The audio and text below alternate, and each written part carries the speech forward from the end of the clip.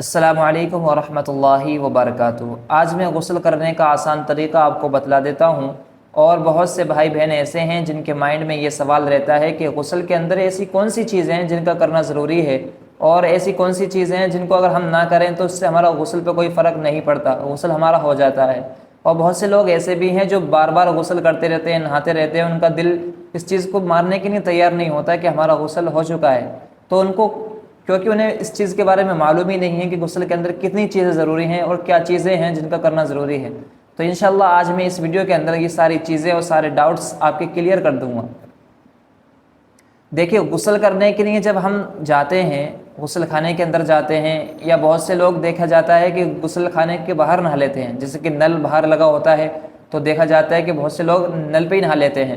تو ایک بات تو اچھی طریقے سے یہ سمجھ لینی چاہیے مرد حضرات کو کہ اگر وہ نل کے پاس نہا رہے ہیں، ٹھیک ہے نا، باہر نہا رہے ہیں، غسل خانے سے باہر نہا رہے ہیں، تو ان کا سطر جو ہے چھپا ہونا چاہیے۔ سطر ہوتا ہے ٹنڈی سے، ناف کے نیچے سے اور گھٹنے کے نیچے تک، تو یہ مرد حضرات کا سطر ہے، ٹھیک ہے نا۔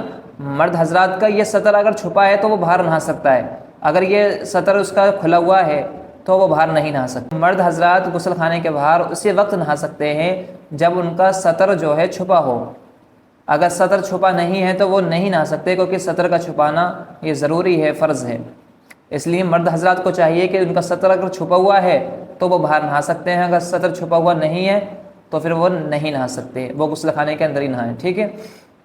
اور دوسری بات، مرد حضرات کے اندر یہ ڈاؤٹس رہتا ہے کہ ہم انڈر ویئر پہن کے نہائیں یا پھر انڈر ویئر اتار کے نہائیں۔ اگر آپ غسل خانے کے اندر نہا رہے ہیں اور غسل خانہ اچھی طریقے سے بنا ہوا ہے، کسی طریقے کا کوئی جو ہے اس میں پردے کا ایشو نہیں ہوگا، تو پھر آپ نہا سکتے ہیں جس طرح سے آپ چاہیں، ٹھیک ہے نا۔ آپ انڈر ویئر پہن کے بھی نہا سکتے ہیں اور انڈر ویئر اتار کر بھی آپ نہا سکتے ہیں۔ تو غسل کرنے کا طریقہ یہ ہے، سب سے پہلے آپ استنجا کر لیں، پیشاب پخانہ جو بھی آپ کو کرنا ہے آپ وہ کر لیں۔ پھر اس کے بعد آپ دونوں ہاتھوں کو گٹوں تک دھوئیں اچھی طریقے سے، ٹھیک ہے نا۔ آپ اس کے بعد جو جسم پر گندگی لگی ہو، نجاست لگی ہو، جیسے کہ منی ہو، یا پھر عورتوں کو حیض ہو، حیض کا خون ہو، یا پھر اسی طریقے سے کوئی بھی گندگی آپ کی لگی ہو، تو پہلے آپ جسم سے اس کو صاف کر لیں اچھی طرح سے، ٹھیک ہے۔ اس کے بعد میں آپ اچھی طریقے سے دونوں ہاتھوں کو دھوئیں۔ اللہ کے رسول صلی اللہ علیہ وسلم نے فرمایا کہ جب آپ برتن میں یا بالٹی میں ہاتھ ڈالیں تو اپنے ہاتھوں کو اچھی طریقے سے دھو لیں، ٹھیک ہے نا۔ اگر آپ گندے ہاتھ جو ہے بالٹی کے اندر ڈال لیں گے تو اس سے پانی آپ کا خراب ہو جائے گا، تو ایسا بھی نہیں کرنا ہے، ٹھیک ہے۔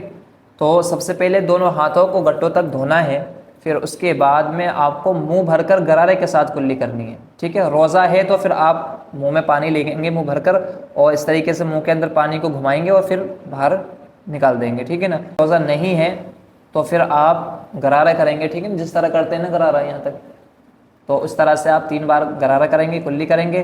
اس کے بعد آپ ناک کی نرم ہڈی تک پانی چڑھائیں گے۔ بہت سے لوگ اس طرح سے پانی اندر لے جاتے ہیں کہ ان کے یہاں تک اندر تک چلا جاتا ہے پانی، تو اس سے بہت پریشانی بھی ہوتی ہے، ٹھیک ہے نا۔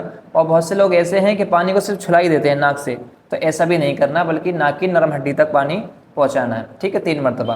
اس کے بعد میں آپ وضو کر لیں، جیسے نماز پڑھنے کے لیے وضو کیا جاتا ہے، قرآن کریم کو پڑھنے کے لیے وضو کہتا ہے، نارملی جو وضو ہم کرتے ہیں اس طریقے سے آپ وضو کر لیں۔ وضو کرنے کے بعد میں آپ اپنے جسم پر پانی بہائیں، اور پانی اس طرح سے بہائیں کہ آپ کے ایک بال کے برابر جگہ سوکھی نہ رہے۔ اگر آپ نے منہ بھر کر کلی کر لی، غرارے کے ساتھ کلی کر لی، ناک میں نرم ہڈی تک پانی چڑھا لیا اور سارے جسم پر پانی بہا لیا اس طرح سے کہ ایک بال کے برابر بھی جگہ سوکھی نہ رہے، تو آپ کا غسل ہو جائے گا۔